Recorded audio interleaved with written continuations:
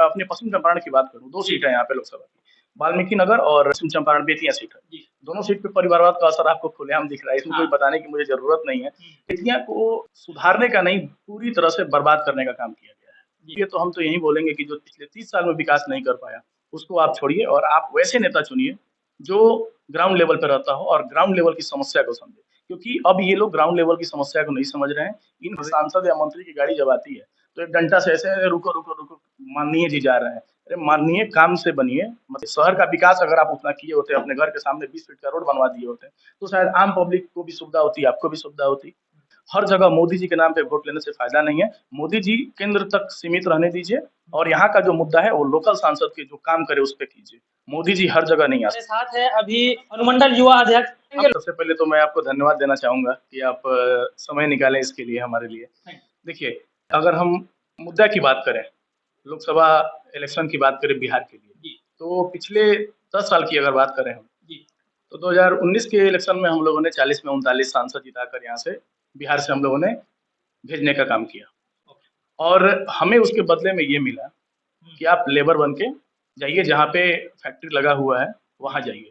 तो मेरा मानना है कि अगर हम बिहार की मुद्दा पे बात करें, तो सबसे ज़्यादा ज़रूरी है कि हम वोट उसके लिए करें, जो हमारे लिए इंडस्ट्री लगाए और रोज़गार उपलब्ध कराए। बेतिया के युवा और बेतिया दोनों की अगर बात करें हम, तो पिछले 35 सालों में 5 साल को छोड़ दिया जाए, तो एक ही परिवार के लोग सांसद रहे और बेतिया को सुधारने का नहीं, पूरी तरह से बर्बाद करने का काम किया गया है। तो आप खुद देख रहे हैं कि अगर यहाँ पे किसी भी मरीज को सीरियस हो जाए, तो हमको लगता है कि मेडिकल कॉलेज तक पहुँचते-पहुँचते उसकी मृत्यु तय है। इसलिए क्योंकि रास्ता नहीं बना। मेडिकल कॉलेज तो आपने बनवा दिया, लेकिन वहाँ पहुँचने का रास्ता नहीं बनाया। तो हम तो यही बोलेंगे कि जो पिछले 30 साल में विकास नहीं कर पाया, उसको आप छोड़िए और आप वैसे नेता चुनिए, जो ग्राउंड लेवल पे रहता हो और ग्राउंड लेवल की समस्या को समझे। क्योंकि अब ये लोग ग्राउंड लेवल की समस्या को नहीं समझ रहे हैं। कि अपने पश्चिम चंपारण की बात करूँ, 2 सीट है यहाँ पे लोकसभा की, वाल्मीकि नगर और चंपारण बेतिया सीट है। दोनों सीट पे परिवारवाद का असर आपको खुलेआम दिख रहा है, इसमें कोई बताने की मुझे ज़रूरत नहीं है। लेकिन अगर मुद्दे की बात हो और काम करने की बात हो, तो डॉक्टर संजय जायसवाल जी जो यहाँ के स्थानीय सांसद हैं, उनके घर के सामने अगर आपको जाना हो या सुबह मुझे लगता है अगर वो निकलते हैं, तो जब तक उनको एक पुलिस की गाड़ी अगर उनको रास्ता क्लियर ना कर दे और आम पब्लिक को 2-4 डंडा ना मारा जाए, तब तक शायद वो खुद बाहर नहीं निकल सकते। मतलब जो आम जनता उनको आज सांसद बनाई है, जो आम जनता उनको आज सत्ते में बैठाई है, उनको डंडा मार के वो निकलते हैं। बिल्कुल, क्योंकि आप खुद देखिए कि वहाँ पे 8 फीट का रास्ता है।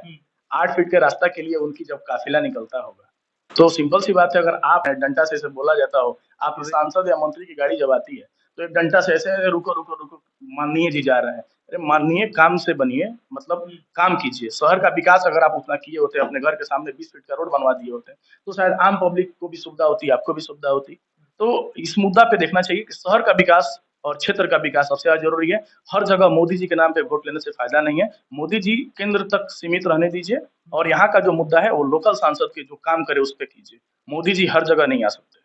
जी, मतलब आपका कहना है कि हमारे यहाँ के बहुत सारे लोग हैं जो मोदी जी के नाम पे वोट देते हैं, मोदी जी के फोटो पे वोट देते हैं, मोदी जी के देख के मोदी जी की विचारधारा पे वोट देते हैं। जैसे कि लोकसभा क्षेत्र अभी बेतिया है, लोकसभा क्षेत्र बेतिया में डॉक्टर संजय जायसवाल हैं। इधर का काम अगर कोई करेगा तो वो संजय जायसवाल होंगे, क्योंकि यहाँ देखने के लिए मोदी जी नहीं आएंगे। यहाँ की परेशानी को देखने और समझने मोदी जी नहीं आएंगे। जब तक डॉक्टर संजय जायसवाल यहाँ की परेशानी को नहीं बताए, उस पर बात न करे, तब तक मोदी जी नहीं समझ पाएंगे। प्रोग्राम था एक भैया जी कहीं करके, तो उस प्रोग्राम में मैं वहाँ पे पार्टिसिपेट किया था। तो वहाँ पे भाजपा वाले भी बहुत लोग थे और हम लोग भी वहाँ पे गए हुए थे। तो वहाँ पे एक मुद्दा था, हमारी जो पार्टी है वो अनाज देती है। मैं एजुकेशन की ही बात कर रहा हूँ। मेरा क्या स्टैंड, आपका, सब किसी का होना चाहिए कि हमें अनाज मुफ्त में नहीं चाहिए।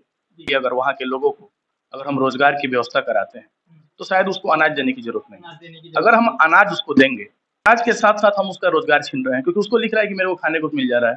तो वहाँ पे तो उसको हम पंगु बना रहे हैं और उस पंगुपन का फ़ायदा हमको तब होता है जब उसको हम पंगु बना देंगे, तो जब हमारा नेता जो होंगे, जैसे आज लोकसभा चुनाव है, कल विधानसभा चुनाव होगा, परसों मुखिया का चुनाव होगा, तो उन्हीं लोगों को हम एक तय मूल्य राशि देंगे और बोलेंगे बाइक उठा लो, चलो तुमको खिलाते हैं कुछ। और वो साथ में जो आप रैली देख रहे हैं, वो रैली क्या है? वो रैली वही है। आप सेम रैली का उदाहरण लीजिएगा तो भाजपा की रैली में भी जाते हैं, सेम लोग होंगे जो आरजेडी में भी जाएँगे, सेम लोग होंगे कांग्रेस में जाएँगे, सारी पार्टियों में एक ही लोग जा रहे हैं, क्योंकि रोजगार दीजिए, अब क्या ज़रूरत है अनाज देने का?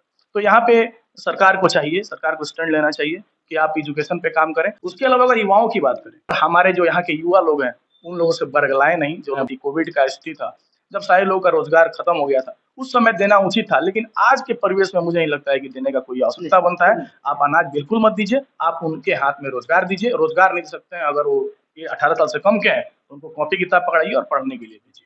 गवर्नमेंट उनको शिक्षा व्यवस्था सही कर दे, वो लोग पढ़ने लग जाएंगे, उनके पास अकल हो जाएगा, वो अपने बोलने और लड़ने के काबिल हो जाएंगे। जब लड़ने लगेंगे, बोलने लगेंगे, उसके बाद वो उन नेताओं के पीछे नहीं घूमेंगे। बिल्कुल बिल्कुल। तो ये चलिए फिर मिलते हैं किसी न्यू प्रयास के साथ, तब तक आप लोग देखते रहिए न्यूज़ टाइम्स ऑफ भारत।